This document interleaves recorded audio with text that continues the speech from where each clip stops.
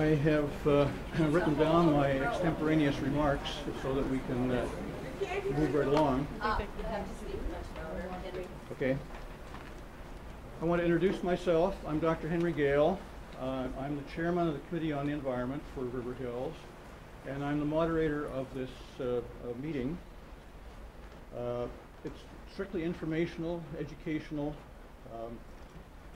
I wanted to tell you about the Committee on the Environment first. It consists really of 10 of your neighbors.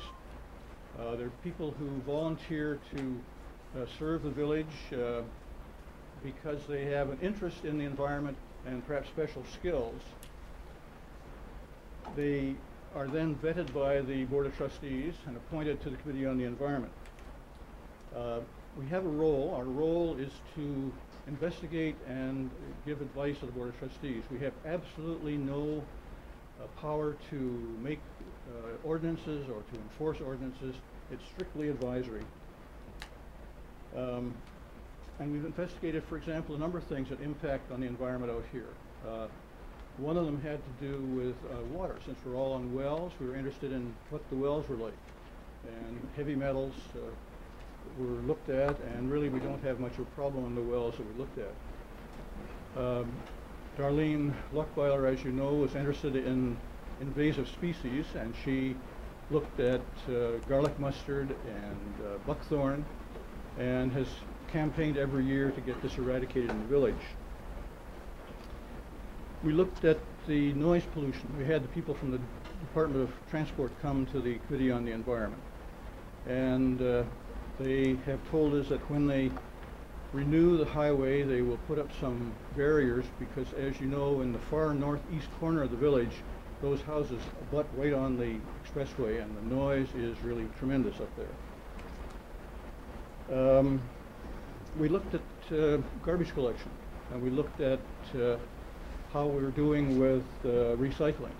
And I can tell you we're about 70% compliant in the village. In the past couple of years, though, we've gotten interested in the river and the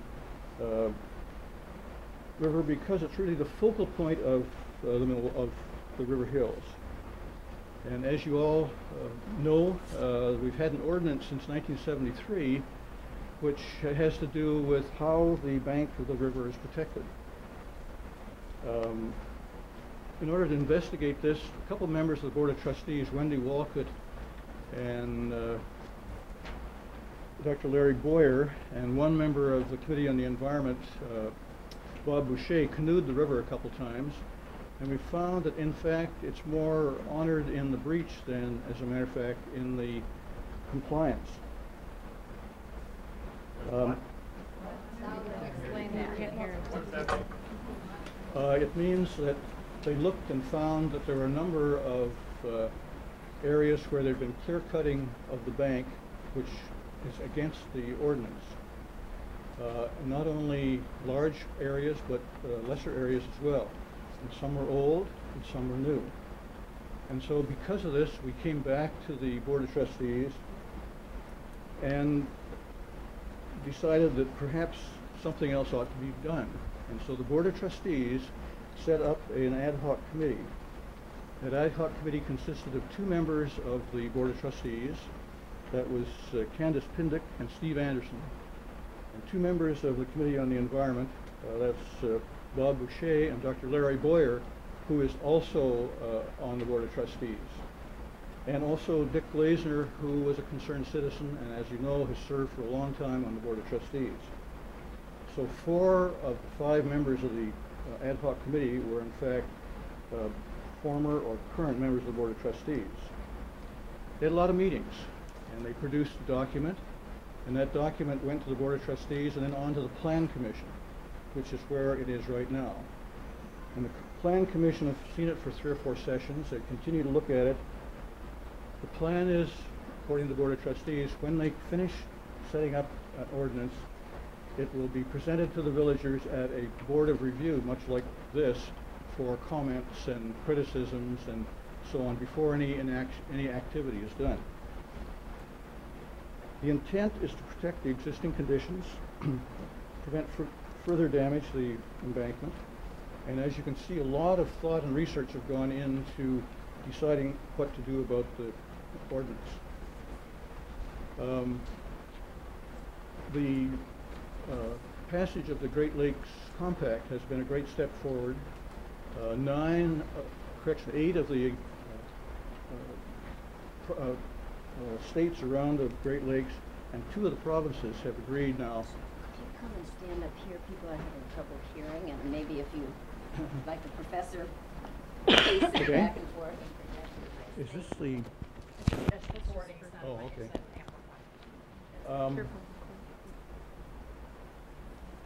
So we looked at the river drainage system. We have more about that from the experts who are here. 850 square miles of river actually drain into the Great Lakes through the Milwaukee River. And the river has improved a lot. I had acreage on the river in 1970, and then when my family expanded and I needed a bigger house, we moved. I also didn't like to have the kids on the river. But at that time, in August, the river started to smell, and it was pretty opaque. Now, in talking to the biologists, they say that if you want to see what the river really is like, you have to examine the fish in the river. In 1973, there were 2 species of fish in the river. Now that river has improved a lot. There are 28, 30 species of fish in the river. It's cleaned up a great deal because the DNR has stopped the industries north from dumping their waste in the river, and they've had a 75-foot setback for the farm so that the manure and cattle don't get into it. River Hills was designated from the beginning to not resemble the surrounding cities. And the very quality of River Hills and the uniqueness of its river. We have some speakers here to talk to you about environmental concerns. As I said at the beginning, this is purely an informational meeting. It has nothing to do with lobbying for any particular protocol. We're trying to just demonstrate some information about why there is some need to look at that ordinance again.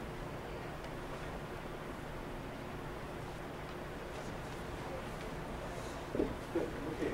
I'm going to introduce the speakers one by one. First speaker is Bob Boucher. Bob's a River Hills resident. He took his BA at St. Norbert's College, his Master of Science at UW-Madison in water management. He's published articles on water quality. He was the founder and executive director of Friends of the Milwaukee River. He's been responsible for fundraising from private donors of over $500,000. He has received $18.75 million from state and federal agencies to protect, restore, and conserve riparian areas. He's on numerous boards having to do with the environment, and he's a recipient of numerous awards. Thank you. I'm really pleased that we've had so many people come out this evening. It's good to have a good turnout. It's embarrassing to have nobody show up. I thought I'd talk a little bit about the current ordinance has a particular intent. So what's the purpose of the ordinance we have? And the essence of it is to preserve and protect the remaining wetland, woodland, and other significant natural resources which contain the best remaining wildlife habitat and scenic areas within the village. So the point of what it's there is to protect the river, and what the river does, and I'm going to talk a little bit about buffers, is how they work. They form an insulator, no different than in your homes you have insulators on the electricity in your house. So that keeps pollutants and the discharge goes into the river dumps into Lake Michigan, which is the drinking water for 10 million people. Here, we also need a fair bit of land because we're on a well system. Most everyone's well. If your well goes bad or gets polluted by atrazine or some type of pesticide, you're going to have a problem because you're going to have to buy the water. Notwithstanding, one of the other parts of it, of what's the intent or how does this work, the permitted uses that you cannot do, or any use of land, water, or air shall be conducted so as to not substantially disturb or impair the natural fauna, flora, water courses, water regime, or topography to adversely affect the quality of the human environment.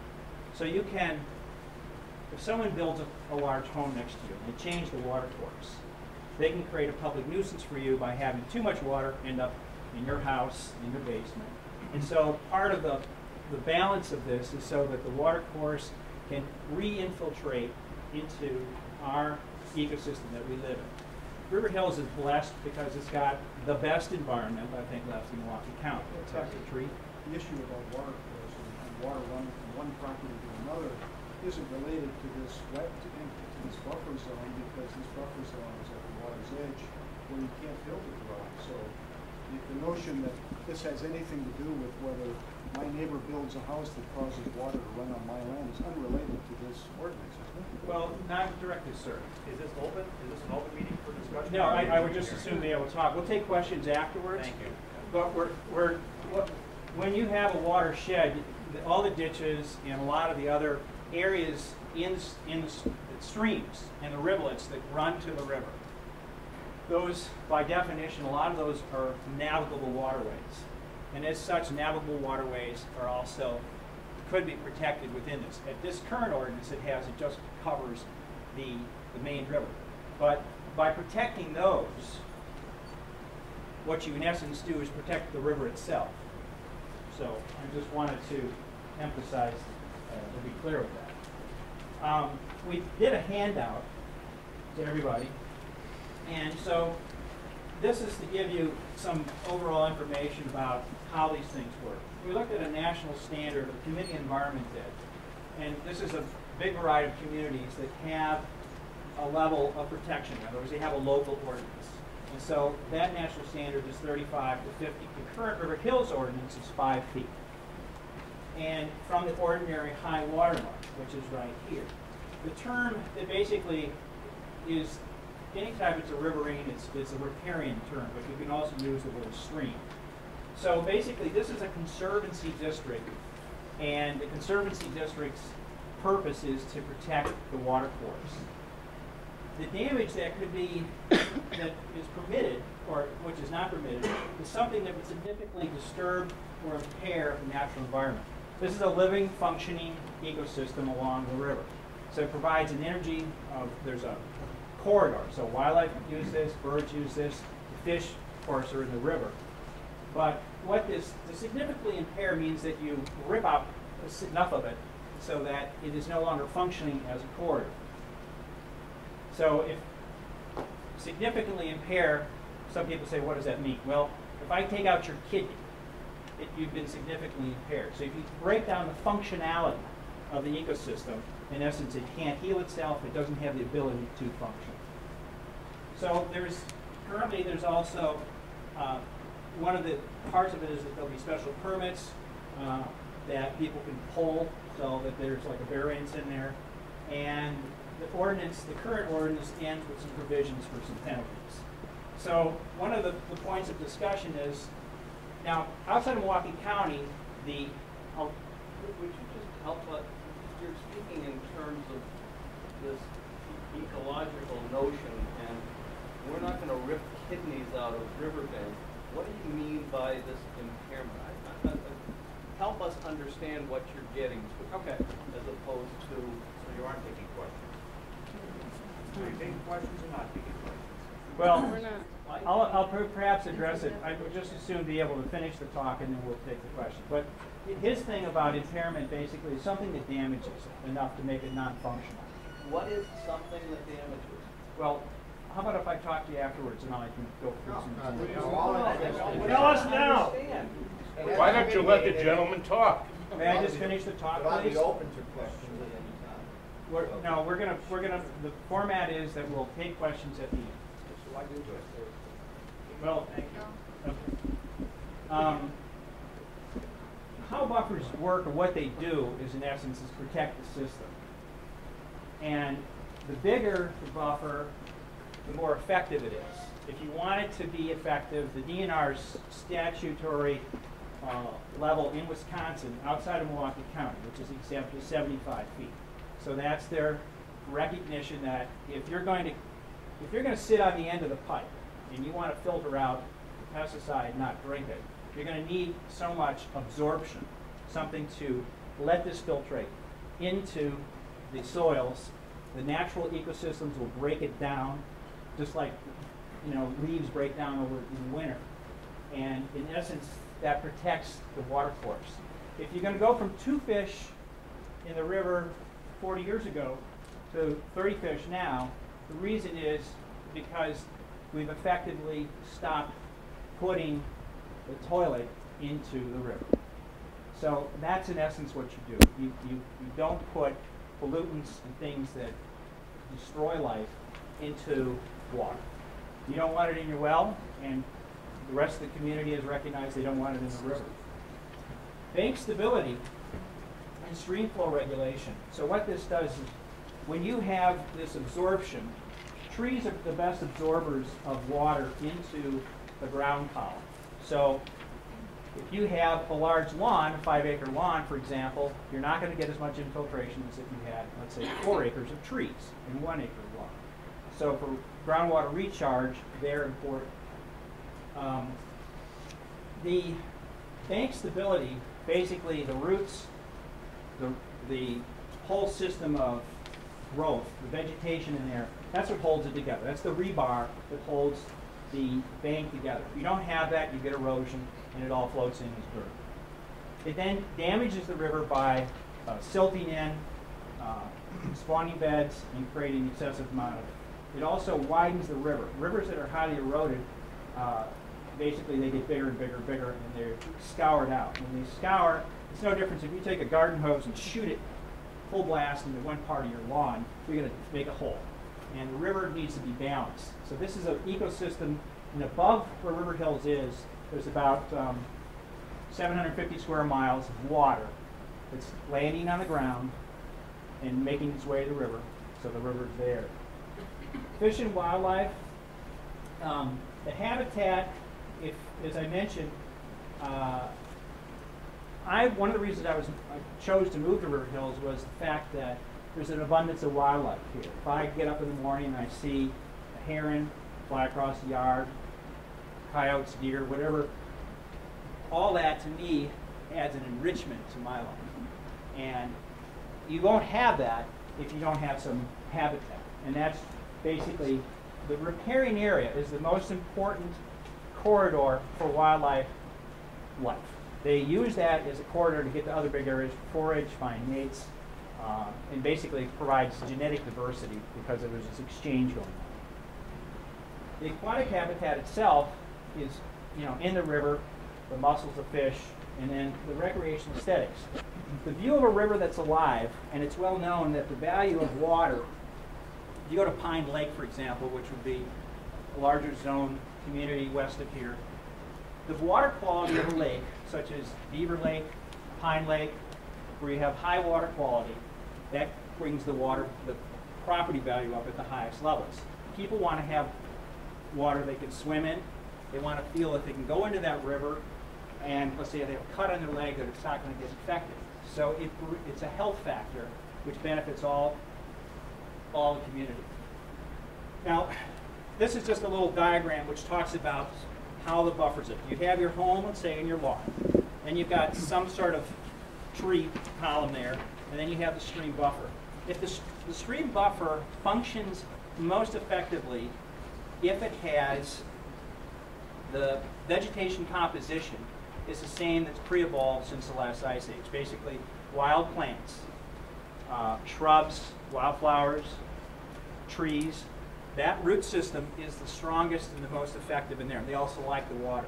And in essence, then you have your stream. So this can be a small stream or a larger stream. So with this ordinance, what it does in essence is looking at the zone for the rivers to protect those. This is the,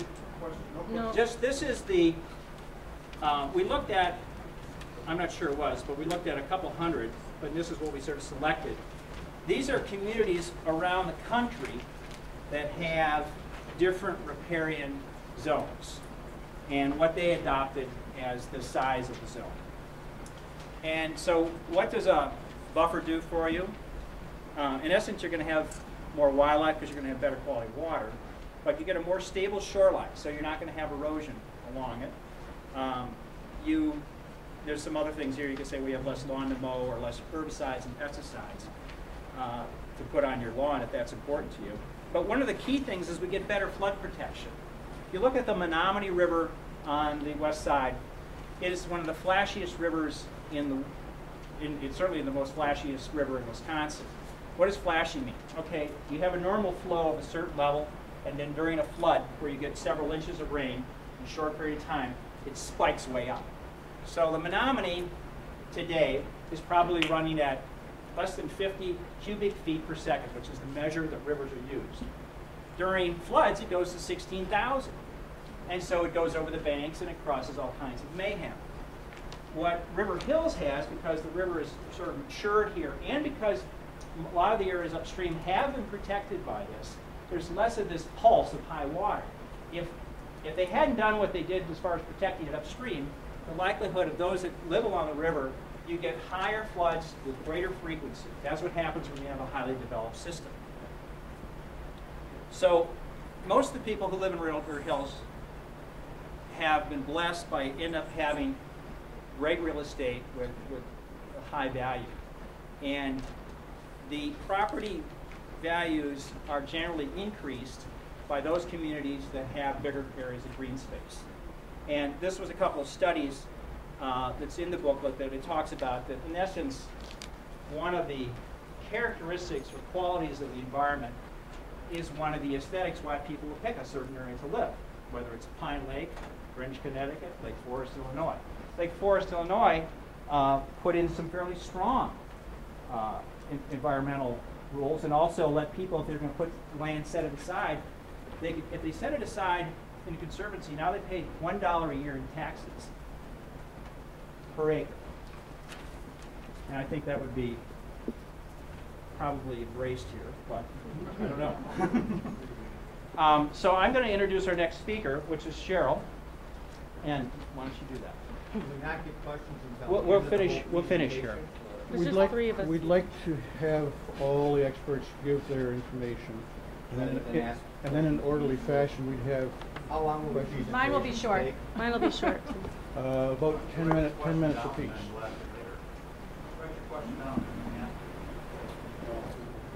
So our next speaker is Cheryl Nen. Cheryl has a BA from the University of Illinois, Urbana-Champaign in biology, an MS from the University of Michigan in natural resource ecology. She's taught at the University of Michigan. She's worked with the U.S. Forest Service, U.S. Peace Corps, City of New York Natural Resources Group, Michigan Department of Natural Resources, is currently the Milwaukee Riverkeeper for Friends of Milwaukee Rivers. She also serves on multiple environmental boards and is a published author. Cheryl? Thank you.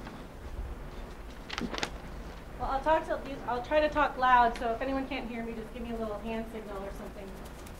I'm Cheryl Nen, and I just wanted to talk really briefly about what we're trying to do here. Essentially, you know, I like to tell people that we're all waterfront landowners, whether or not you actually, you know, do own land on the Milwaukee River or Fish Creek or Indian Creek, or, you know, maybe the runoff from your property enters the river via a storm drain or a ditch. You know, the fact of the matter is what we do on our properties, what we all do on our properties, impacts the river and impacts the water quality. And often that's through, you know, our use of lawn fertilizers and, you know, herbicides, you know, from animal waste, dog waste, for example, on your yards, road salt that we use in the winter. Basically, you know, when it rains or when the snow melts, all of that stuff is washed into the river, either directly or sometimes, you know, over a longer period of time.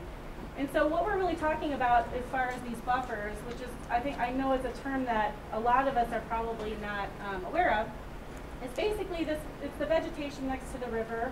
And what it does is it really slows all of that runoff down and allows a lot of the sediment and the gook and the trash in some cases and other fertilizers and stuff to kind of drop out on the land before it gets into the river. And as Bob mentioned, in general, the wider the buffer, the better. Also, there's research that shows if you have trees and shrubs and native plants that does a better job of filtering that pollution than if you just had grass alone. And so really, what this is just an effort really to kind of inform you about why these buffers are important and to kind of give you some background knowledge so that when the village starts talking about their ordinance, you have a little bit more information in order to make your own decisions about that. So I just wanted to mention a few points. What I do basically, my title is the Milwaukee River Keeper, and I work with Friends of Milwaukee's Rivers. And what I generally do is really try to identify sources of pollution and come up with solutions to those problems. In general, we try to protect water quality, wildlife habitat. I monitor every permit in the Milwaukee River Basin watershed. So anybody who essentially is filing a permit that they want to actually put some wastewater into the river, or somebody who is doing any dredging activities or filling or grading or removing trees along the river and needs a state permit, I review all of those things. Basically just try to be eyes and ears and a voice for the river and an advocate for river protection. And you know, there's a lot of stuff going on upstream that's affecting you, and stuff that happens here that affects downstream, and we're kind of all connected here. And as Bob mentioned, you know, all of the rivers go to the lake, which is the source of drinking water for a lot of us. And so I just wanted to mention that one of the other things that I do personally is work with a lot of municipalities on their ordinances. We've worked with dozens of municipalities in the basin. The ones that are maybe of most interest is that, just to kind of put this in perspective, that we're not singling out River Hills here. We've worked with the village of Shorewood 2 years ago to enact a similar ordinance that protects the riverbanks in the village of Shorewood, which in their case they have more of a bluff system, so they're protecting the entire steep slopes of the river as well as an additional setback on top of the bluffs to protect the Milwaukee River. We're working actively, I don't know if some people have heard of the Milwaukee Central Park Initiative, which is something else we've been working on with the city of Milwaukee to protect 800 acres of the Milwaukee River from North Avenue to Silver Spring. And similarly also working to really preserve the green areas next to the river for us so that we can use it for recreation and trails, and also to provide those important environmental functions that Bob talked about as far as filtering that polluted runoff and, you know, having those migratory corridors for wildlife and such.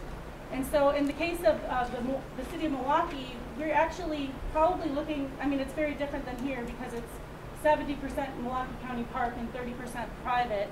But in that case, I mean, we're looking at protecting the riverbanks next to the river and putting in some kind of setbacks for buildings in addition to that, and some design guidelines to look even at kind of to preserve the scenic views of the river in that location. And so in that case, we're looking at, in some cases, buffers of anywhere from 150 to 300 feet in the city of Milwaukee. So this is something that we're working on. One of the main reasons why this is kind of coming up, and maybe something that people don't realize, is the state actually has regulations that protect the shorelands, which you'd think that the Department of Natural Resources would have. And what happened was that when those went into effect in the early 80s, all of Milwaukee County was exempted, because the idea was being, obviously, if you have a city like downtown Milwaukee or, you know, Wauwatosa that already was built up to the river, you know, you're not going to have to require a setback there and vegetative buffers if there's buildings in concrete right up to the river. That didn't make sense. So in most of the state, they just exempted the incorporated areas, which would be like your downtown West Bends and your downtown Germantowns. But in Milwaukee County, they just decided to exempt the whole county. So in Milwaukee County, we actually don't have any regulations in place that protect kind of, you know, what we need as far as buffer widths and additional setbacks for buildings and such. And the state regulations that are in place everywhere else in the state, other than Milwaukee County, I'd add, with the exception of those little West Bends and the Germantowns and the downtowns that are out there that were exempted, is they basically protect the first 50 feet of the river they call a primary buffer. So that's protecting all of the plants and shrubs and trees and such. They have an additional 25-foot buffer, which they call a secondary buffer, which is, you know, could be lawn or could be a deck or could be whatever, but it's essentially an additional setback before any buildings could actually start. And then they have a lot of other, you know, regulations that are tied into that. But what they're really looking at is the vegetation, which is what we're really talking about as far as protecting the river, and also the additional setback of buildings. And I just wanted to mention, in addition to kind of the water quality benefits, there's also huge benefits with erosion, minimizing erosion. I have gone out to probably 6 or 7 different people's homes in River Hills, some who I talked to earlier, because their upstream neighbors have done something on their property that has caused the river to move in such a fashion that they've had horrible erosion on their own properties. In some cases, losing 2, 3, 4 feet of river frontage. So, I mean, what you do on your property does affect your downstream neighbors, whether you want it to or not. You know, it can cause removal of vegetation, can cause flooding concerns.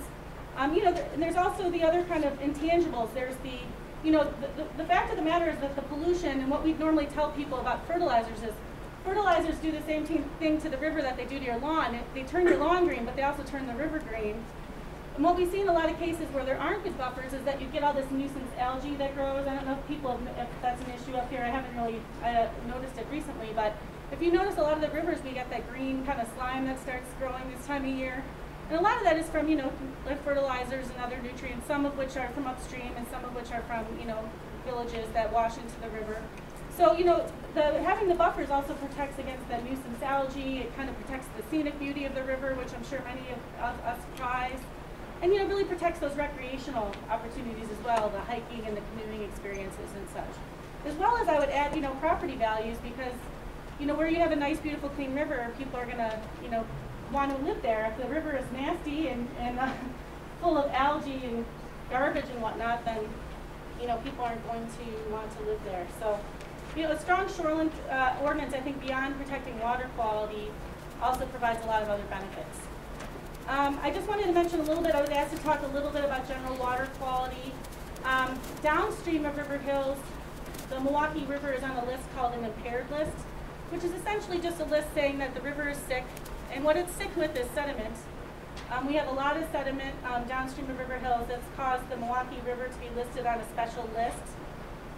The Milwaukee River also from North Avenue Dam up to Cedarburg was just added onto another list that we call an area of concern for contaminated sediment. So we have a lot of concerns with sediment, and as Bob mentioned, you know, in general, water quality is getting better. We just finished a huge regional water quality planning process that we've done with the Regional Planning Commission, and what we found is that in many cases the river's getting better except for a few things. One being sediment, which is coming from construction in people's houses and, you know, agriculture in a variety of places. Bacteria, which is coming a lot from failing sewage and septic systems, and mostly, and in some cases, overflows of sewage that we have downtown. Chloride, which is from our road salt, which has been unbelievably increasing over the last 10 years, much to a lot of our surprise. And phosphorus from fertilizers. And so I basically just making this kind of putting this out there because, you know, we all really have a part to play in what River Hills does as far as contributing pollutants to the river affects the downstream communities. What the communities upstream of here does affects it as well. And, you know, no one community should really have bear the responsibility of having to do all the cleanup costs and the restoration that needs to happen with the Milwaukee River. And really what we're talking about is we realize that you're good stewards of your property, many of you, and that a lot of people don't want regulations imposed on them.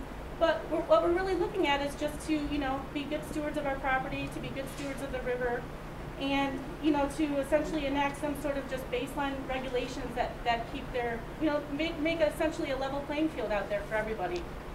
And I think that the benefits of that as far as the river is concerned and some of these other things we've talked about, you know, would justify looking at that ordinance and maybe making some changes. Thank you. Thank you. Finally, the last speaker is Lynn Broadus. She has a BA in Environmental Sciences from the University of Virginia, PhD in Botany and Genetics from Duke, MBA from UWM. She's taught biology. She's worked for the Science and Stewardship offices in Pennsylvania and Delaware. She got an $800,000 grant for a conservation land deal. She directed the Nature Conservancy for a decade. For 2 years, she was the director of U.S. Network Partnerships for NatureServe. She's now executive director of Friends of Milwaukee River. She too serves on many boards that have to do with the environment. Okay?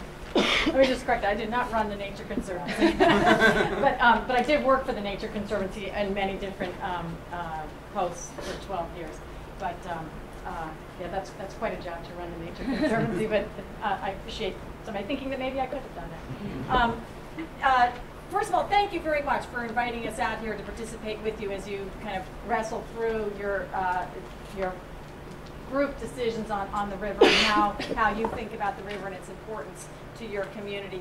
I hope that this is but one step in a long-term relationship that we have with River Hills and the relationship with the river, both you as individuals and the community as a whole.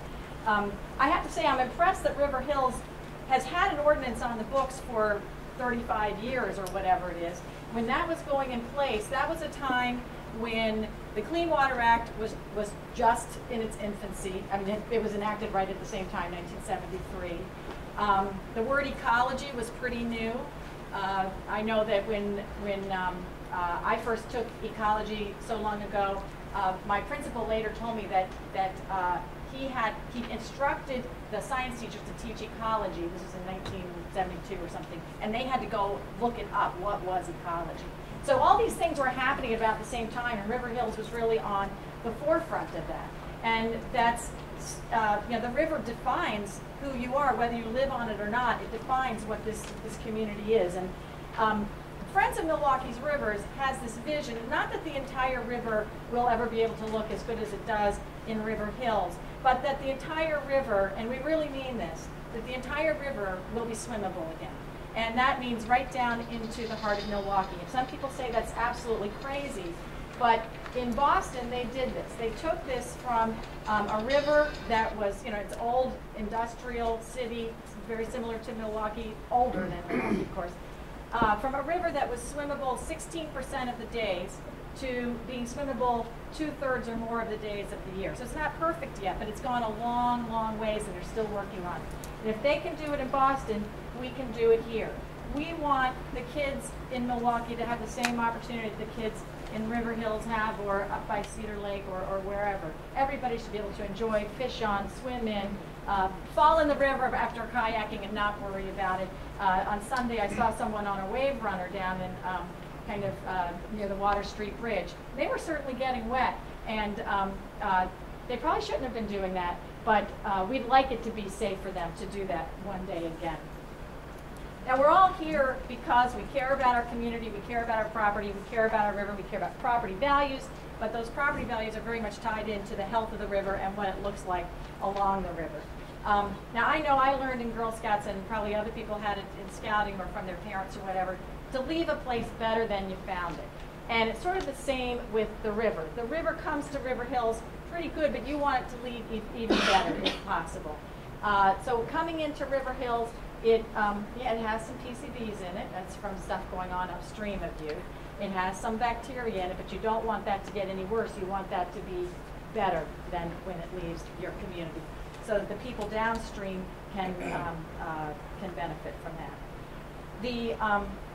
So what does that mean? Now, certainly that means having buffers, vegetated buffers, and as Cheryl said, the wider the better, and that's kind of a community decision as far as how much are we willing to live with, because obviously you're not going to, I presume you're not going to put your little house in the middle of the forest. There's going to be some limit to those buffers. But from the river's perspective, the river would like that buffer to be as wide as possible for the water quality benefits, for the wildlife benefits, and but from our perspective, this is really a win-win situation, because the buffers increase property values, the clean water increases property values, increased recharge into the ground decreases erosion, that increases property values, increases what we call recharge during dry times. I know I live in Wauwatosa. The water level has been, I've never seen it so low as it was over yesterday and over the weekend. And that's in part because that area is so paved over that the rainwater does not get into the soil, so it's not recharging the river during dry times. It's lower than it would have been in a similar dry time 100 years ago. But in River Hills, you have the opportunity to get most of that water back into the ground, have groundwater recharge to your river, being a pretty natural situation. In the Chesapeake Bay, in the Chesapeake Bay region, they have a concept, well, they definitely have setbacks and buffer ordinances and stuff like that. But they have a concept that they've promoted called bayscaping. Instead of what you call landscaping, they're promoting bayscaping, which is using native vegetation along the buffers of any tributary to the Chesapeake Bay to try to improve water quality and that sort of thing. And I guess here at River Hills, maybe what we would want to throw out is this idea of maybe riverscaping. You're trying to take care of the river by what you do along the river really does impact it. But you can have increased property values, increased aesthetic values, and increased water quality. They all do go hand in hand. And I think that this is really an opportunity, as Cheryl was saying, there are lots of other communities working on these buffer issues and setbacks and how to manage development along the river. But in River Hills, you really have a unique opportunity and a wonderful opportunity to show leadership in this area, and we look forward to working with you on that. Thank you. Well, thanks for all our speakers. Now it's your turn. Yes, sir. Could I just say one more word before we get started? Would everybody mind just standing, giving their name when they speak up, so that everybody hears the question? Yeah, my name is Alan Williams. I have one property at 8550 North Green Bay Court. We are bounded by the Milwaukee River and South Branch Creek. South Branch Creek is an estuary of the river, like many others that go into the Milwaukee River in River Hills. It's an estuary that drains all the way out to 76th Street. It drains an entire area that has been developed into Northridge and a variety of other hard routes and large driveways. I've represented the Milwaukee Metro Sewer District and a variety of things. Some of it, though, does relate to the runoff issues that they now have tried to take some jurisdiction over. I was forced, unfortunately, to sue both River Hills and the people west of me, as well as the Milwaukee Metro Sewer District, about the South Branch Creek drainage problem. Got to know something about the hydrology of the river as a result of that and earlier work I've done in environmental law. So I had some questions, because your talks, all of them were wonderfully platitudinous, but awfully lacking in specific detail. So for instance, the property I bought on Green Bay Court, I have pictures of it that date back to the 20s when it was built. When it was built, there was actually no vegetation on the river. When I bought it in 1995, the river view was totally obstructed. It was obstructed by a combination of buckthorn, and later became entirely obstructed by the combination of buckthorn and garlic mustard.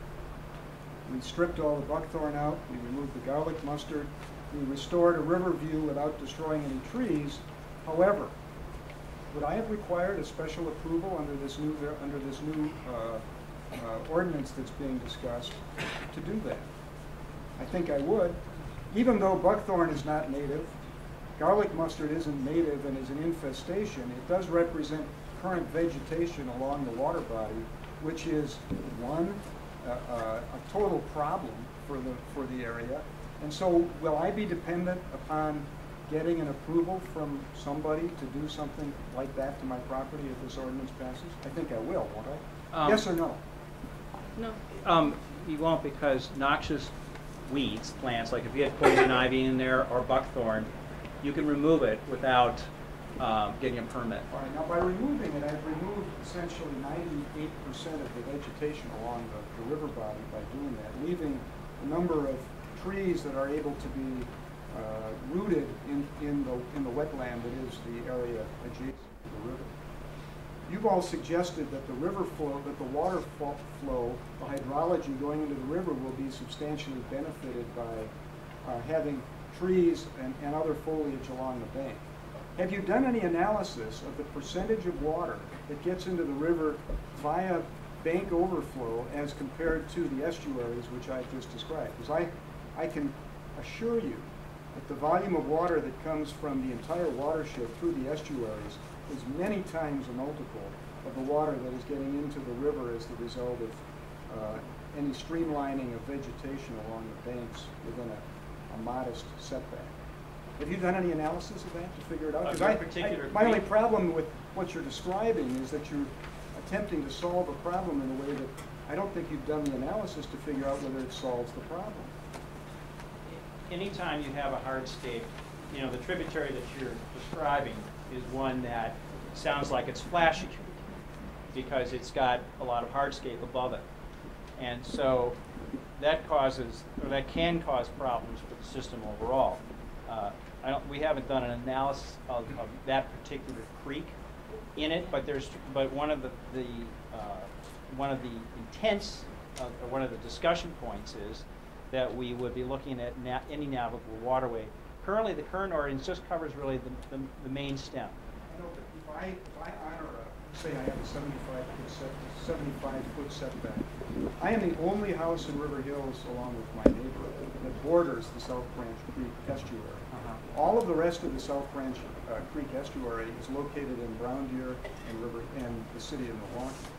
And that estuary is miles long and moves a huge body of amount of water now during storms. And it's not the only estuary like that in River Hills. There are numbers of others. And I believe actually that some of the people here who have suffered that kind of damage have had to put in substantial riprapping and projects at great expense in order to deal with it. And the issue you're describing about setback within River Hills doesn't solve the problem. Well, no, it can't, you know, the setback does not, nor can it affect land use in other areas. Can't, I mean, there's other pollutants that are coming downstream from farms in Fond du Lac County that detract our water quality as it flows to the stream, so that you might not be able to swim in it. So it's you know, when you have a hardscape coming in like that, it can be very problematic for you because it's the public nuisance factor that I was referring to. And the ordinance itself is looking at the streams within the geography of this community and asking for good stewardship in that. And that's really the extent of its own capacity, because we can't legislate what goes on in Brown Deer. If I have a large willow tree in its last days, which seems to happen to a willow tree in its early days, and I want to remove it if it's within this buffer zone, or if I have an ash tree that has become old and I would like to remove it, will those require approvals? It does make a provision in the current language. It's still in a revision state. It does make provisions for people to, you know, prune and also remove diseased and dead trees. So it's not trying to dictate to you your aesthetic. It's trying to protect the river. That's what it's doing. Cheryl wanted to say something. Go ahead. Fall over. Why don't you ask the question? Here, decide whether it's alive or dead. Could you speak We up? can't Couldn't hear hear you. you. Said a willow tree can fall over and live for years. Who decides whether it's alive or dead? It's still an eyesore. Still have a willow's a piece of crap that's so big. It's falling off the park, it's still there.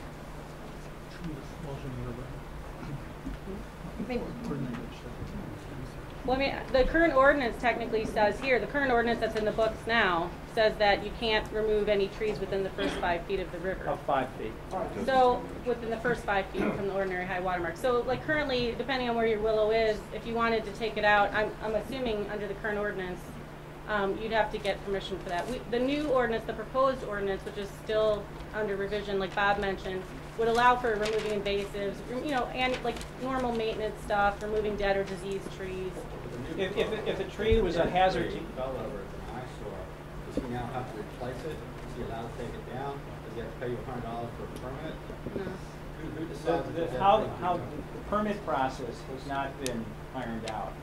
But in any instance, there's a pragmatic approach. If this thing's leaning, it's going to fall on your house, they're going to let you take it down.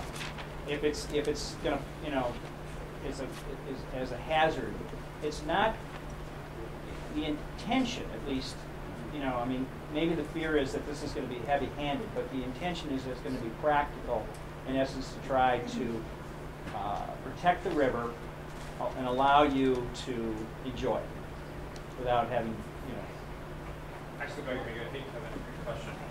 I'm Larry Boyer, one of the trustees who was on the ad hoc committee.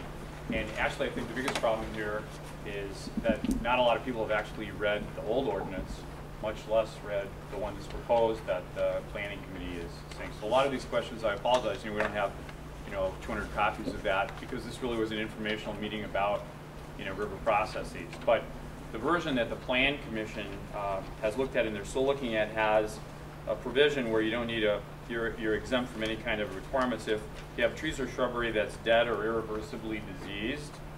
If the tree or shrubbery vegetation is damaged by natural events and is structurally unstable, it needs to be removed because it's a safety hazard, or the tree, shrubbery, or vegetation is invasive or a nuisance as identified by the DNR. And that could include what we're going to be facing with emerald ash borer, oak wilt, a number of the other things.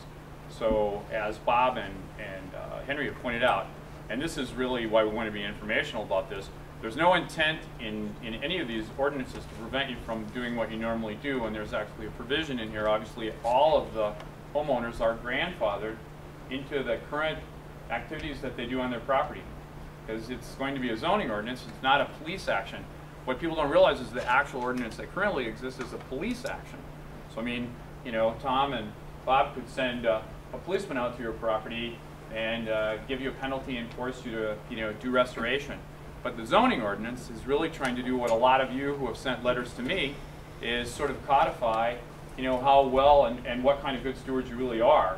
And I'm not, you know, pushing for this, because you all need to read it and then make your own judgments. And when the Planning Commission and the Board of Trustees have looked at it, come to the public hearing and, you know, yell for or against or comments in that. But I think a lot of the questions, you know, are really that people haven't looked at the old ordinance, and they also haven't looked at, you know, what's currently a moving target in the new ordinance.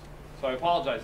You know, I'm more than happy. I've got a copy, and I'm sure there are plenty of copies in the audience that people have. But many of the questions are, you know, that people just haven't read the, you know, the copy of the ordinance.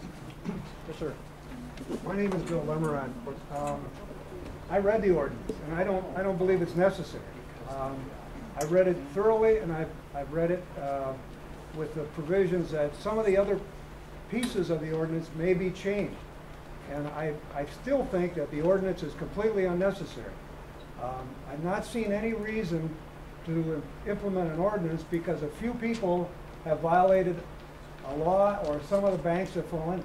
I think a more proper solution to this problem would be an educational program, some sort of an educational program whereby all of you, if you desire, would figure a way to promote education so that these people don't allow phosphates to go into the Milwaukee River, so they don't allow clear cutting, so they don't, I mean, we as river owners, and I know we're going to be outnumbered here by people, I know there's 100 people that live on the river versus 600 homes that are in River Hills, so we're vastly outnumbered. And in a way, it's legislation without representation. We 100 river owners are vastly outnumbered by the entire village. So we don't have a prayer here.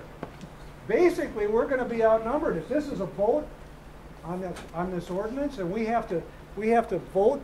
I know that's not going to be the case, but you know, the trustees are honorable people, and they'll listen to all of us, and basically it'll end up being 5-1. The river owners will take the brunt of it all. I don't think there's any necessity for this ordinance, nor do I think there's any necessity to go any further with this, except for the fact we should have maybe some sort of an educational program. That's exactly what this meeting tonight is meant to be, an educational, informative meeting. We've got experts. We're not promoting any particular part of it. We're delivering some information about what could happen. We think that one reason that the old ordinance wasn't adhered to was nobody knew it was there. It's been there since 1973, but nobody knew anything about it. Well, so why don't you send the ordinance out to all the residents so that they can take time to read it? The old ordinance? The old ordinance? Yeah. The current. So, just can you put it on answer the your website, question? which would be the This easiest is way meant to to do be it. an educational meeting. It wasn't meant to do anything except to present some information to everybody. Just an educational meeting, that's all this was. So this, in fact, is exactly what you're saying, that we wanted to publicize the fact that there is an old ordinance. We can send it out to you, sure, everybody. And this is to get some education about what the new environmental standards are. 1973 is 1973, here we are in 2008, things have changed a lot. So although we were written up in 1930, if you look at River Hills by Russell Zimmerman, it said that River Hills is 5 square miles of peace, garlanded with honeysuckle and rambler roses. The utopia of the plains is River Hills. And it was through the foresight of all these people ahead of us that we have the kind of community that we have now. So this was the start of the education.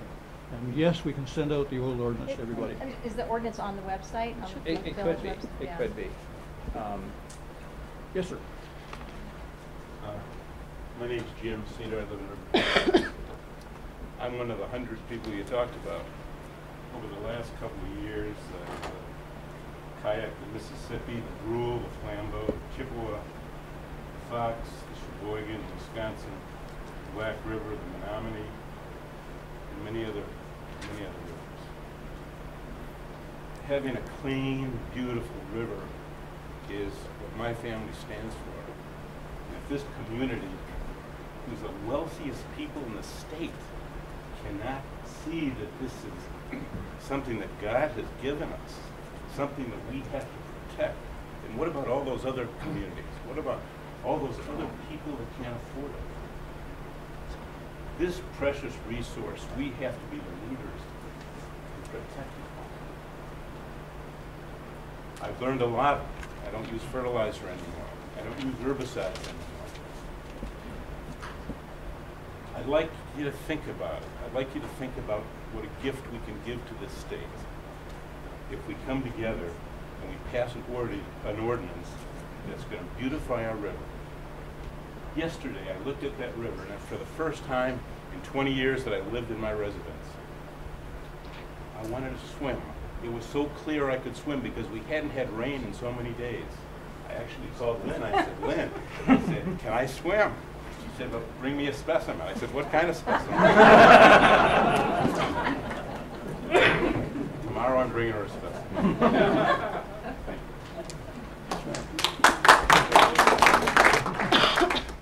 My question is, Yeah. I'm Westland Fleming, and I don't actually live on the river. We used to in Glendale, but here we live on the stream.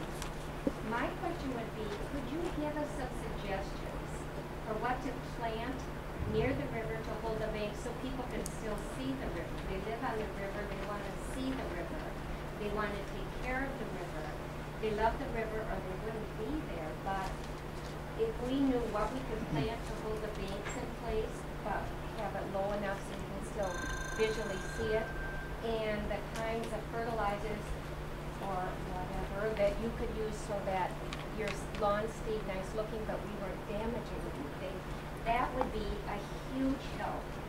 And I think can make all of us get on board the same. That doesn't answer that about having educational. What? Right. Gentleman said that was by having education. Yeah, right. We don't need to hear this meeting. Absolutely. Well, But we I don't mean, if they could do need this. an ordinance to have those things in place. But Cheryl, can you answer that? No, I just say just briefly, what we could maybe do is if we do send out the ordinance or put some stuff on the website, we can put some information, I mean, about, you know, appropriate native plants. There's great publications out there that there's links all online if people have computers. So we can put some of that stuff on the website so that you have some of that information. In general, as far as fertilizers, just low phosphorus, if no phosphorus. Currently, it is on the website, and I do have some handouts that I could give. Yeah, Darlene is a great resource. She's And wonderful. we do have a file in the village hall about plants that can be used, native plants that can be used in place of the invasive species. So there is a file there that you can look up. Yes, sir. I'm Dean Schultz, I live at 810 North Green Bay Road. I'm wondering if this buffer distances chart in here is representative or slanted.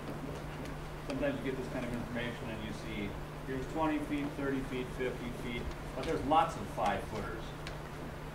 Or is this really the fact that we're seeing towns and villages and communities going to a wider rather than the current 5 foot?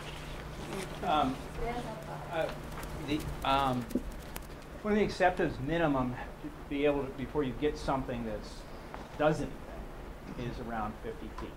But a lot of times the community, there's issues or concerns, so, but the current one we have at 5 feet, for all practical purposes, is almost doesn't do anything because it's so small. My question was, is this representative of what's going on in rivers across the country. In the country, Or yeah. is 5 feet what's going on? No, in rivers across that the those numbers are representative of what's happening in the country. And I would say, if anything, in my opinion, as somebody who's worked in a lot of Nevada and New York and Michigan and a lot of other states, I think that's slanted on the lower end. I've never heard of any other municipality in this state or any other state I've worked in that even had a 5-foot ordinance. The minimum is generally 35 to 50 feet. A lot of times people will increase that or decrease that based on, you know, how flat your sites are. If you have a more flatter property, you might not need a buffer that's as wide. If you have very steep slopes, you might need a bigger buffer.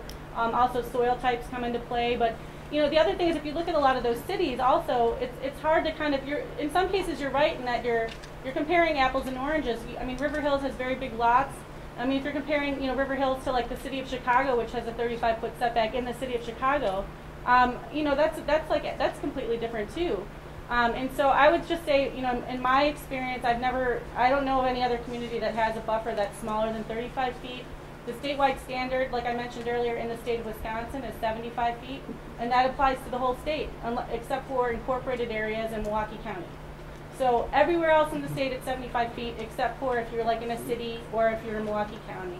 And for example, the statewide minimum in New Jersey right now is like 100 feet.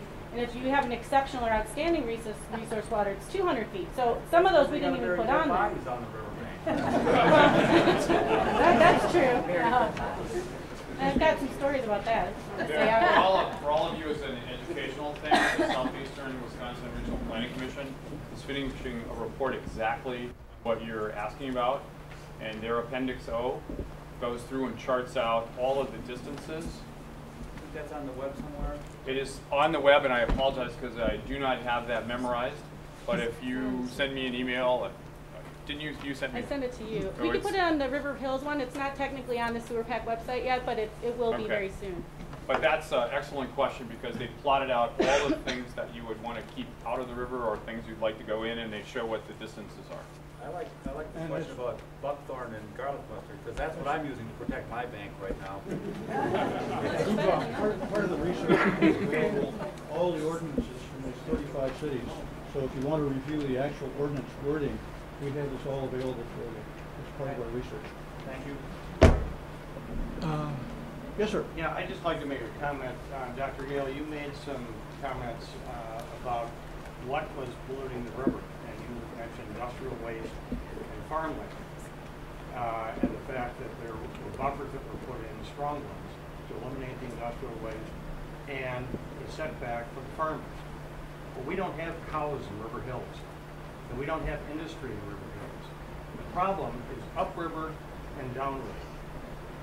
Everyone that lives in River Hills wants to use the water, view the water, be good stewards of the land, and I think that the suggestions that came from Mr. Levering and actually Jim Cedar are very good. Education is very hopeful, but when you start putting ordinances in that give the residents the impression that this is a Gestapo measure, which it is, that's when the residents get up in arms. So I think the environmental committee ought to focus on education and not focus on trying to promote an ordinance where we don't have a problem in River Hills. Can I just answer that? I mean, just personally, I work with probably 90 some municipalities, and I don't feel comfortable saying, okay, River Hills is a good steward, you don't need any enforceable regulations on the books. Wauwatosa, you're pretty good, you don't need any enforceable regulations on the books. The fact of the matter is that everybody needs to play a part in this. I mean, to what you said, you know, I was up in Campbellsport a few months ago. And they have a lot of cows up there, let me tell you. And in some cases, there's farmers with 1,000 head of river and stream, you know. Yeah, cattle, sorry, what did I say? Cattle, you know, sending waste down the river, you know, to your backyard. So, I mean, if Campbellsport came up and said, well, we don't want any regulations regulating the cows in the river. We don't want to have any regulations for buffers. You know, we're good farmers, we're good stewards of our land. Why should we have any regulations? Then, you know, and they say those same things in Campbellsport. So that's affecting your water quality down here. And the fact of the matter is, I mean, I think I agree with you. Most people in this community, I don't know the percentage, are probably excellent stewards of their property. Probably 100%. Or maybe, I know, maybe 100%. Maybe it's more the exception than the rule. But, you know, I think with what someone mentioned before is this is grandfathering existing people. It's not requiring people to go out and plant plants that don't have plants already. It's not saying you need to go out and spend $10,000 in planting native plants. It's essentially, you know, it's really preventing future pollution is really what it's doing. And I think, from my perspective at least, every community has a part to play in that. I know that we disagree, and Well, I disagree because we're living in an area where we are not polluting. I took a little trip with grandchildren upriver. I took a canoe trip, about 3 hours coming down, and it was beautiful. And we stopped in River Hills and got out there. have you canoed to Milwaukee? I also was in the city of Milwaukee. The river flows downstream toward Milwaukee. The city of Milwaukee is horribly polluted. That has nothing to do with River Hills. So why are we getting so up in arms about this and trying to adopt an ordinance that makes no sense? I'll just say having kayaked that same river, I live in River Hills, just downstream from where the Green Tree Bridge goes over, almost next door to Jim Cedar. And we've had a good 4 feet, we've lost about 4 feet of land due to erosion. And not just this spring with the raining, you know, over time. So erosion, and we have a riparian. Have a Grand Canyon. And we have a riparian border, and I would just say that I support the ordinance. Having kayaked that river many times, I can say that most people do keep some kind of border, but there you would be amazed at how often the lawn goes right down to the river. And the country club, if you've kayaked by, you know, since all the trees and the shrubbery were cut, it's really a problem. I'm not sure why people are upset, because I don't hear that they're coming in with a heavy hand. I see that we're all, it's for the good of us all.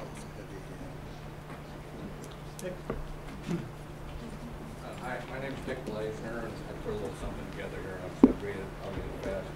The Village River Hills Committee on the Environment and outsiders are proposing a zoning ordinance that takes away your fundamental land rights to manage, plant, and enjoy your personal property. This committee was originally established to support environmental awareness and education for our residents. However, they are now trying to mandate how you use your land. This land grab is underwritten by outside organizations as well as some of your neighbors who want to control your property because they think you will not deal with your property in a manner that benefits all. In other words, they don't trust your ability to manage your land, no matter that you have demonstrated over the past 35 years that you are the best steward of your property and our local rural environment. The present ordinance has a 5-foot environmental easement on your property if you live on the river, and the committee wants to increase that easement to as much as 11 feet from the river's edge, high water mark.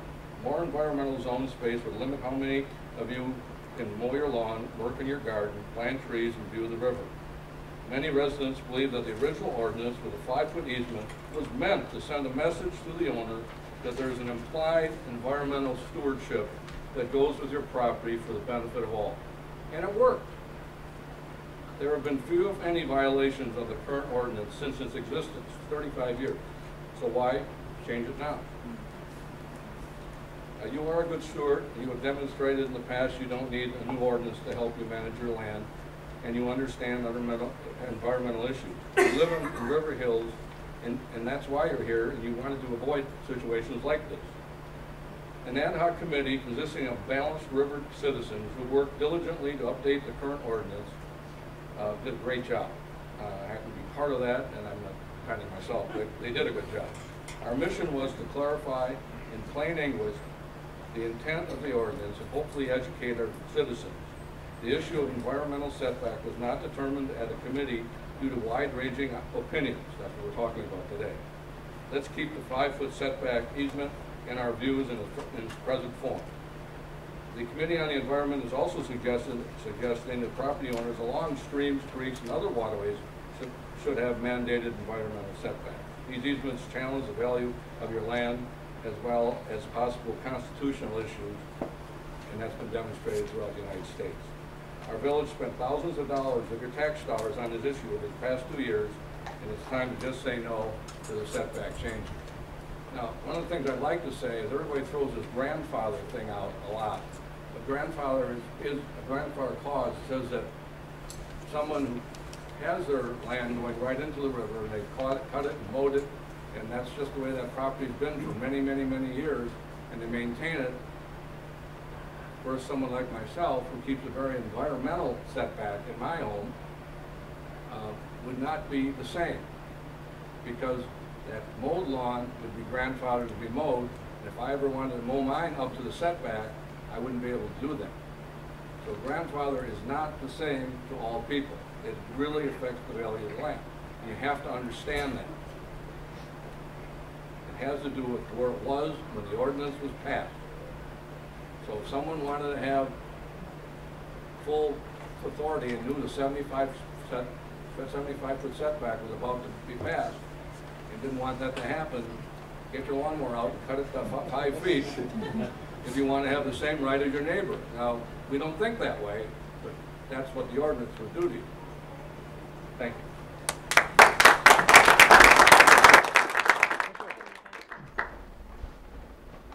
Good evening, everyone. Chris Meisel, 7315 River Road, right on the Milwaukee River, and a lifelong resident of River Hills. Whenever I look at pending legislation in Madison, here we're just dealing with a local ordinance, I always want to see the source of where it's coming from. Can I just see who is on the committee for the environment? Just raise your hands. And then who's actually a property owner on the river?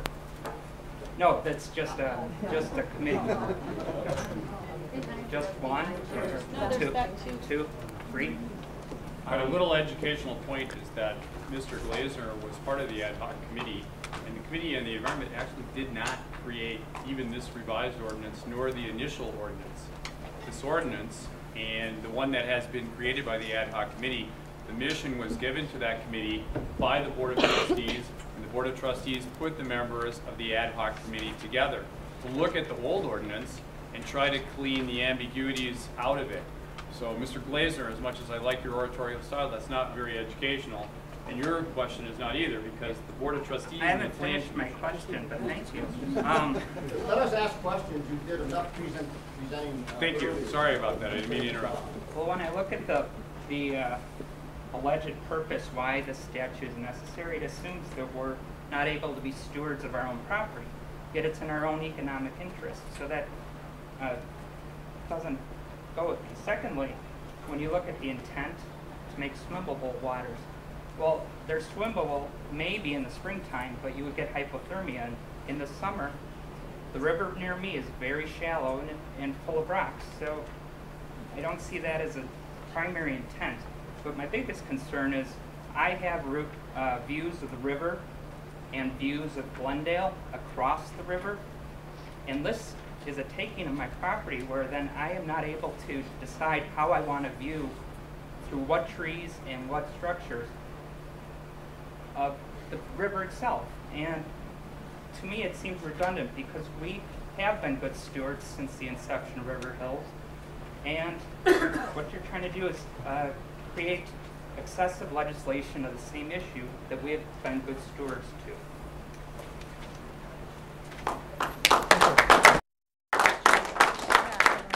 I'm Charles, and I also live on the river, and my wife's a vegetarian, and we don't use pesticides. We're good stewards of the property, and I would agree with what was just said. The thing that I'm kind of confused about is that it seems to me that there are really three elements that are providing the most pollution to our river and preventing us from looking like, possibly, river out west. And that's the farmland up north of us, the metropolitan sewer district, and then also the salt on the roads. And I think to suggest that a setback is going to solve the problem, and to say things like toilets going into the water, no farms in River Hills, I think it just doesn't do any good, and it takes away a lot of the rights of people and the way they feel about their property. And I think it's unfair. I think there might be several people in this room on the river for maybe an ordinance, but I would suggest that the vast majority of the people living on the river just want to keep something that's don't fix it if it's not broken. And I think education is by far the best way to to improve things. I think you'd do a lot better off spending the resources of River Hills in discussing north of here, maybe to increase the setback to 100 feet, because that would be infinitely more important to improving the quality of the water than increasing the setback. I mean, you can maybe rebuttal that, but I would argue that the setback is just almost insignificant compared to those three things. The salt on the roads, the farms up north, and go ahead. Oh, no, I want to get in line behind you. Not. Yeah, I mean, I just think it's incrementally so insignificant, and you just take a look at River Hills, and then the other thing is that when you're talking about, as a nation, the way we have setbacks, you can't compare River Hills to Utah, or you're really being disingenuous there. No, and we 100% of the people in this room want clean water and want a wonderful environment for the river. There's no one in this room that doesn't want that. And I just want to respond to that a little bit in that I think that one of the things that what seemed to have triggered this and launched this most recent consideration of the setback was a survey. I was not part of the survey, but I think Bob, maybe you, or I don't remember who was part of this, going down the river and saying, you know what, we're not all being good stewards. We're not all following the ordinance. There's actually a lot of violations out there, but they just haven't been cited. So I think that, and I'm speaking kind of off the cuff here, but River Hills really needs to grapple with that.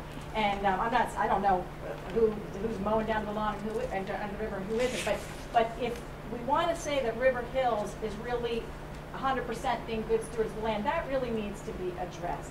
And whether or not the existing ordinance really is being enforced or not. And then the one thing I would add to your list of problems that are contributing to the river is definitely fertilizers. And that's part of it. So that's the we're not talking about ordinances on that, but just something to consider. How can you tell that fertilizers, specifically in River Hills, are adding to the problem? And nobody has actually looked at River Hills specifically, but it's been looked at in enough other places. Not Utah, but my point would be specifically that impact is insignificant to fertilizers upstream. And I just want to add that really quickly that, I don't disagree with what you said, and we are, as an organization, actively working on the sewage issue. We're testing outfalls and looking for failing septic and where bacteria is coming in. We're working with farmers. We're working to try to get legislation to deal with the road salt issue. So, I totally agree with you. There's some major problems out there that we need to work on, but as far as the buffer issue, I think buffers still are extremely important. Fertilizers, we have tested water quality. Sewer Pack just did this whole regional water quality plan, and the Milwaukee River chapter is on their website at sewrpc.org, and they have tested water quality upstream and downstream in a lot of different testing points, and we have seen increasing phosphorus levels over the last 25 years, not only in River Hills but in a lot of the other more suburban Mequon, Thiensville, Glendale, other municipalities. So there is some documented water quality evidence that the phosphorus is getting to be a bigger problem, and some of the phosphorus too downtown comes from other places. It comes from corrosion inhibitors and pipes and other things too. But it is documented that it is, yeah, can I say it's coming exactly from your house? No, I can't say that. No, and I'm not saying it's coming from my house. I'm just saying that you make it seem like it's coming from River Hills, and I don't think it is. The increases in phosphorus, where's the evidence that it's coming from River Hills? You can look at the report, and I can get some stuff for the website too, and it shows you all the different places that they've tested, and you can look at the numbers yourself. Is there a testing site at County Line Road and another one at Green Tree Road? Yeah, there's one in Thiensville, and the next one is at Brown Deer, and I think there's one at Green Tree as well. So you could really look at, since it really runs through the village, we could look at the top. I'm not sure about the Green Tree, but there definitely is one in Thiensville at the dam, and there's one at Brown Deer for sure. Yes, ma'am. Julie Cox, I've lived in the village since 1962, on and off, though I was born much later than that. I agree with the gentleman who's talked about the ordinances, and I certainly don't think the spirit of River Hills is what we're speaking about now with more ordinances. I think in the spirit of 1973, when they enacted the one with the Clean Water Act, probably my father and everybody else's father and grandfathers I was equally upset. But I think that as Camp said, I think we live in this village for a specific reason, because we like our privacy, we like our property, and we all are stewards to our property. And as they mentioned about having education, I think that's a great thing.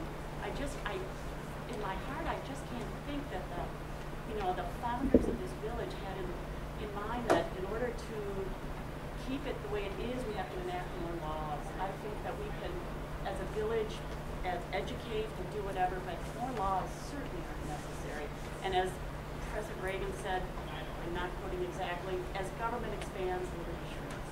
So let's just keep River Hills the way it is, be good stewards, educate, educate, educate, because we all love to learn. I'm sure everybody makes mistakes, but we correct the mistakes that we do. But why legislate? We love it. I mean, Excuse me, I didn't come over on the nice level, okay? If I could have a show of hands of how many people here use fertilizers and insecticides. Stop, one second. I know you sell it. No, I know you that's sell not it. my point. Okay? Just let me Yes, sir. say one Yes, sir. thing. All this talk about fertilizer. Yeah. There are fertilizers on the market that handle no phosphate. We sell them. You want to prevent phosphates? Well, you buy a fertilizer that has none. Very simple.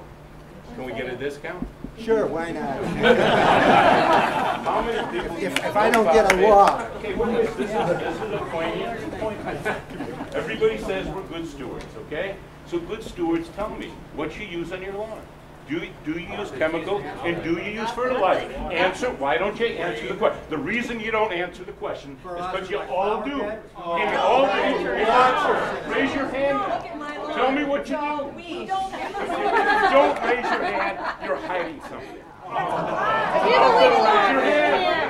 Raise your hand. Either raise your hand.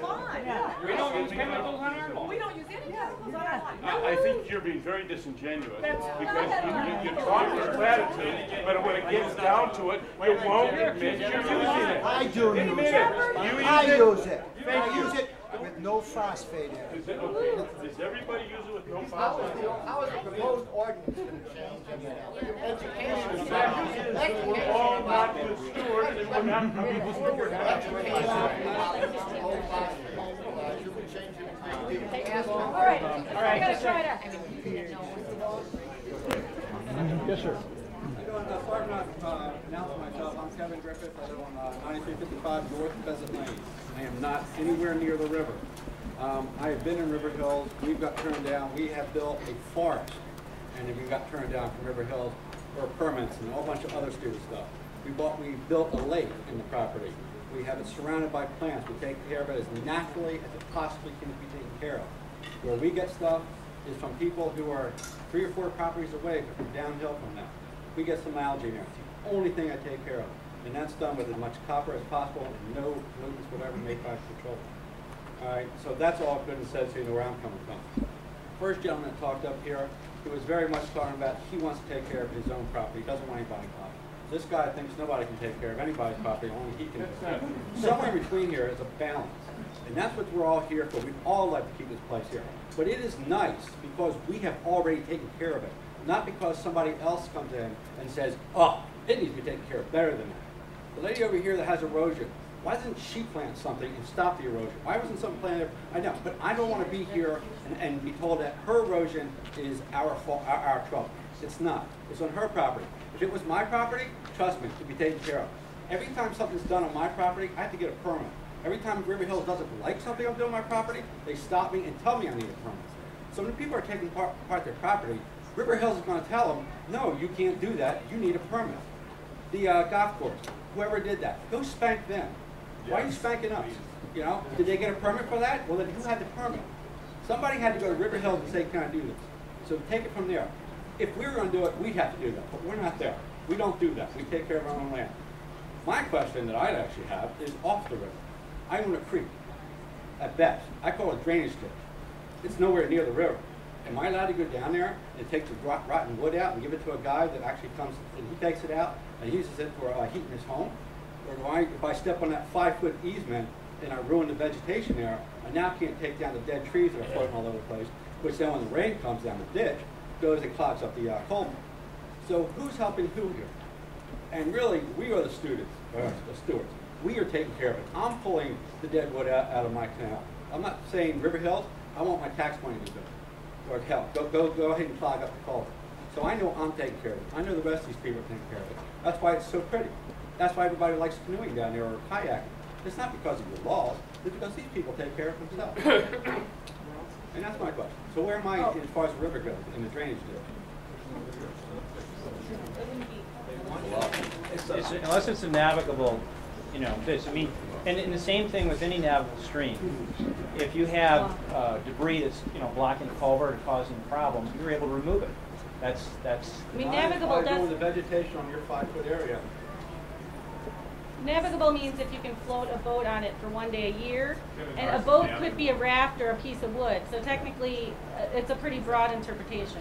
In other words, it's intermittent streams. If they could float a canoe on it, when you have a 3-4 inch, like this June, when it was probably running pretty good size, it would qualify as a navigable stream during that time. So when it's down, I'm ready to roll. Well, no, it's still considered navigable. It's still considered navigable, but I mean, no one's. If you have debris in there that is going to cause a problem, or you want to take some wood out, I don't think it's not an issue in that. You've got some big stuff. I mean, you have to understand that everyone in here, those that live on the river, you are in fact a grandfather in this. This is an engagement, an attempt to bring forth an education and bring it forward. And it's great to have everyone out here because an engaged citizenry is a democracy. And if you didn't show up, we wouldn't have one. This attempt here is to talk about why it is beneficial. The reason that probably no one here has ever gotten a speeding ticket. But the reason that the cops stop people occasionally is because people occasionally do speed. And legislation and rules are to our benefit as a culture with the consensus that can come with that. No one's trying to take your American rights away. People who are in River Hills, for the most part, are people who've done well. And the freedoms the economic freedoms that this culture allows has allowed you to do well. This is a community, the river is a community asset, and it's looking at to protect it as a community. One gentleman said, well, this isn't going to make a difference. Well, it doesn't necessarily make a huge difference, but every small action makes a difference. So, did you want to wrap up? I think we wanted to kind of end the meeting in that we appreciate everyone coming out. We appreciate your comments, and stay involved in this. If you're concerned or you have, fears around this, that's fine. It's a democracy. Put your oar in the water. It's simply a process right now of bringing forward. The old ordinance exists since 1973. It's only been 5 feet.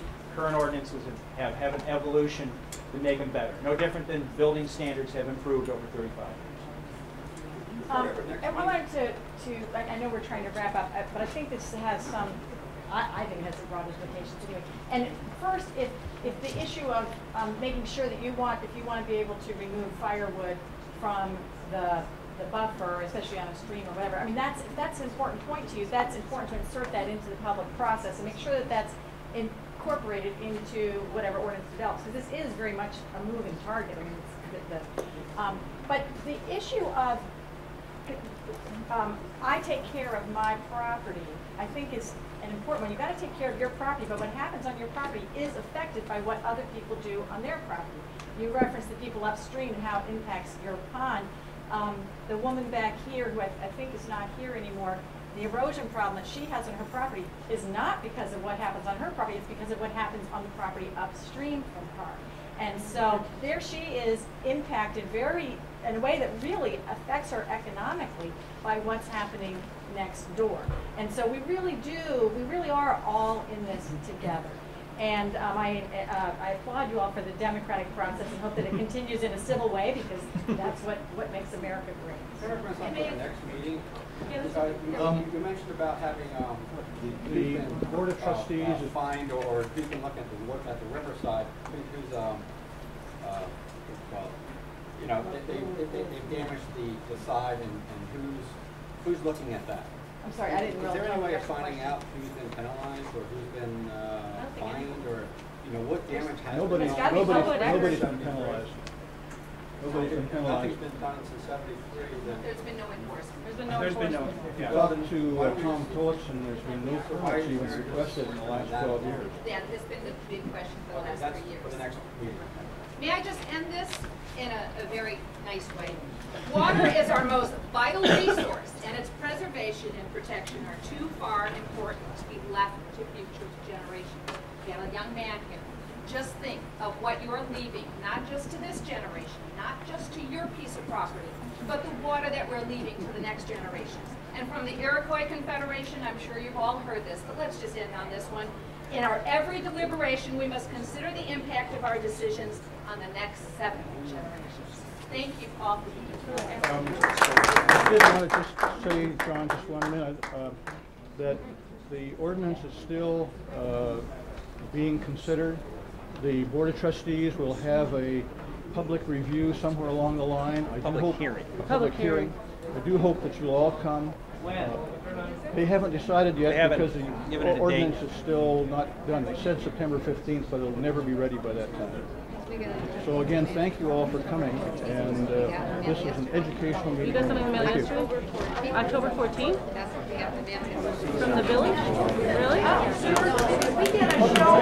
We heard September 14th, but I didn't hear it. We just get a, so you know how it feels that came tonight? If we could get a show of hands of the people that want the ordinance, because you're going ahead and working on it, I just think you should know how, in general, the audience feels, who wants it or who doesn't want it. Can you do that? Who wants the ordinance? Raise your hand if you want the ordinance to continue and go on. Raise your hand if you would like to leave it with the ordinance as is. That just gives you a feeling of how this group feels. And enforce it. Enforce it. And enforce it. Enforce it. Thank you.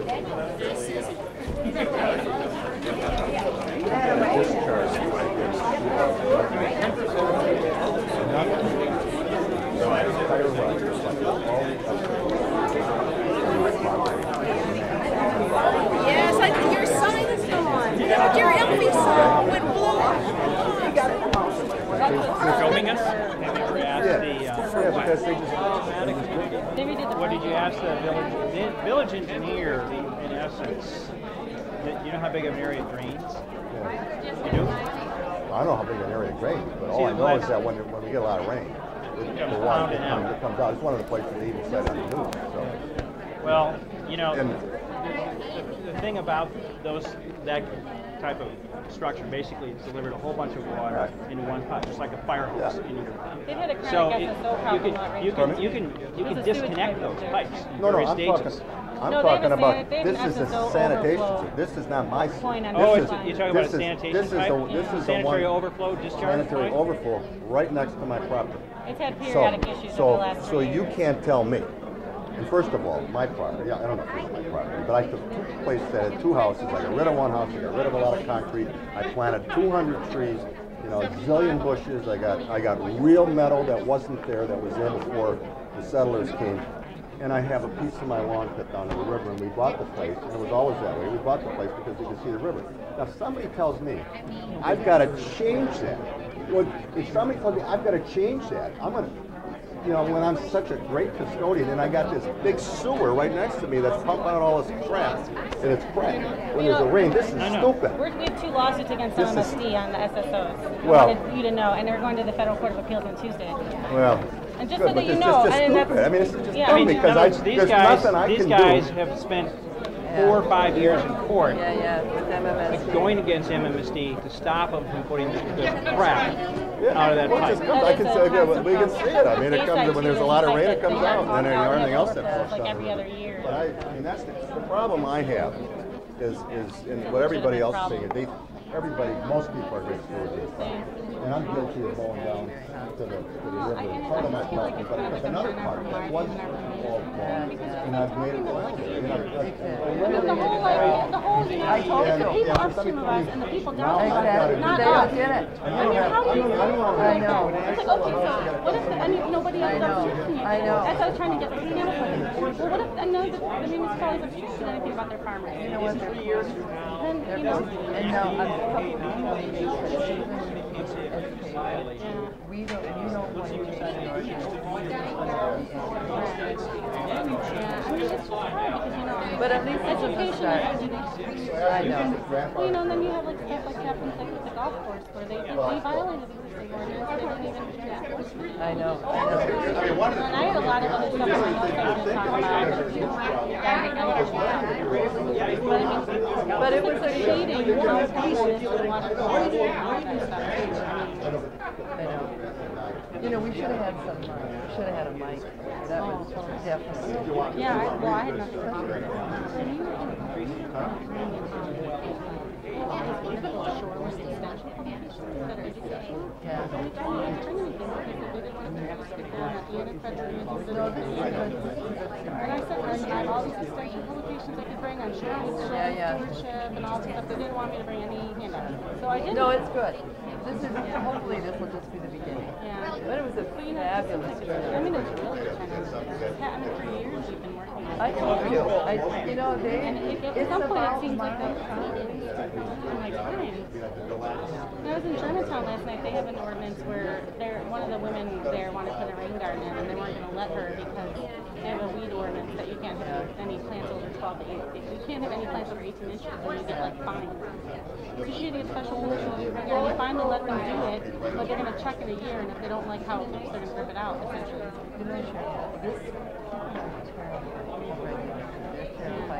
They are.